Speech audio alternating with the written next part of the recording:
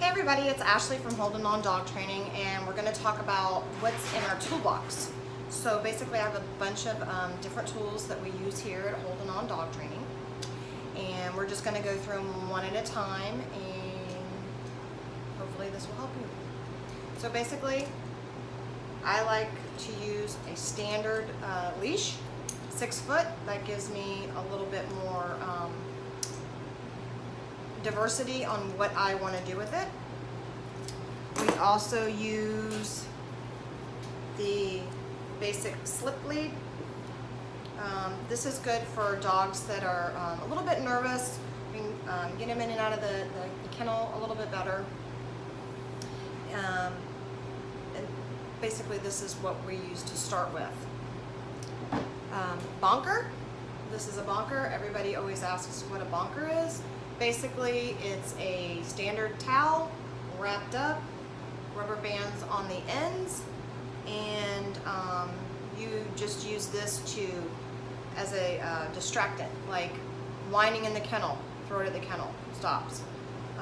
Hit it on the kennel, hit it on top of the dog's head, and a lot of people are going to say, you know, oh, that's mean. Listen, I've had harder pillow fights than being hit with a towel.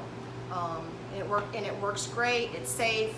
I mean, there's worse things out there. We also use a clicker. We do clicker training here. We also use a lot of food with all of this. So going on, the last two are like my favorite go-to because they work basically. So what we have here is our prong collar, and a lot of people call it a pinch collar. Basically, it doesn't pinch. You have to pinch it to get it apart. So you've got to pinch it.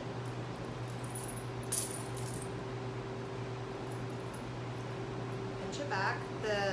This is a 2.5. The 3.0s, they're a little bit harder to get if you've got smaller hands, maybe for you ladies. That's basically it. This is a Herm Sprenger. I like this one.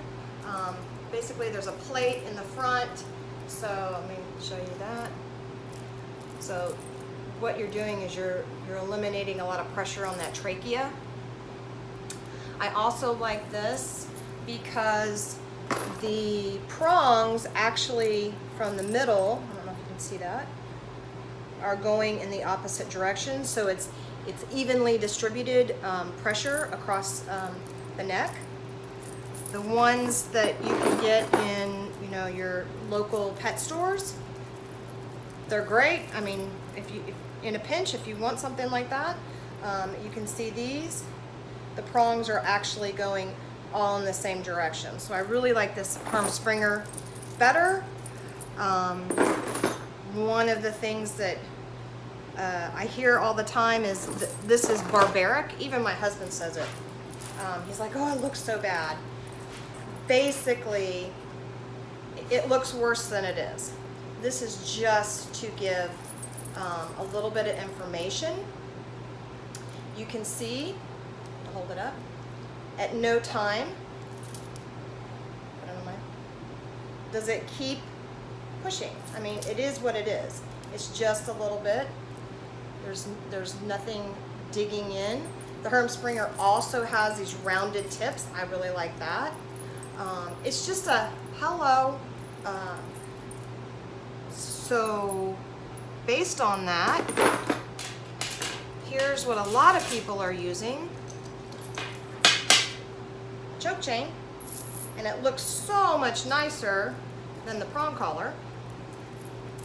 But let me show you something. It is what it says.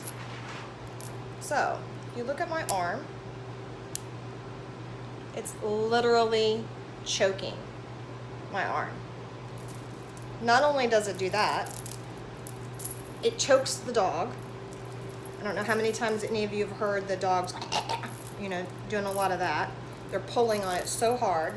It looks nicer than the prong collar, but it does no good. They'll pull right through it. They're choking themselves out. So I don't recommend using one of these. It's a waste of money. And last but not least,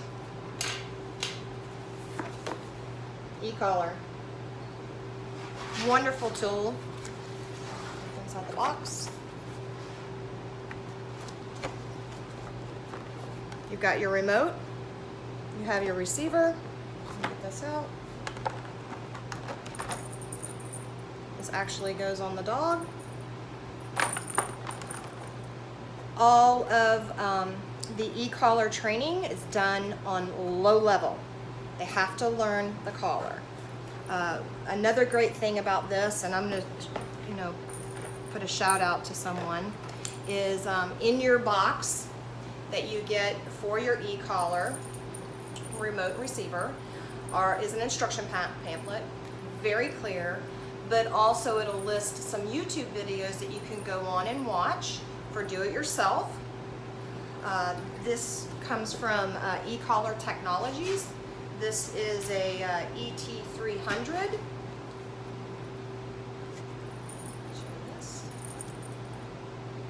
I literally have put this on myself and can barely feel up to, even 8. It goes from 0 to 100. Never been there. Don't need to. And what's also nice about this is once your dog learns how to use this, eventually you will notice that you're not even using your remote anymore. They get it. You're done. For dogs that you take out in the woods like I do, I can talk to them from a half a mile away and they can have a little bit of freedom. That's what I like about it. To get to know more about a lot of this, you can go to YouTube and look up Solid Canine Training.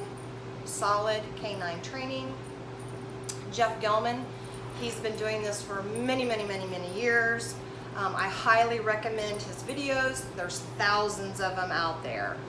Whatever problem you have, he's got the video. I totally respect his point of view and his opinion. Learned a ton from him. So hopefully we can pass that information on to you. And that's it. I mean, don't waste your money. The harnesses, pulls, it just creates pulling. The head harness. I don't want anything on my face, so why would your dog want anything on it? I mean, there's a lot of the pure praise, and believe me, we use praise. There's a lot more yeses than there are nos. It's very simple. These tools do not train the dog. The training trains the dog, and then we're hoping that you can pick up on the training, which isn't that hard, as long as you're committed to it, and work with your dog. I hope that's helpful, and I look forward to seeing all of you very soon.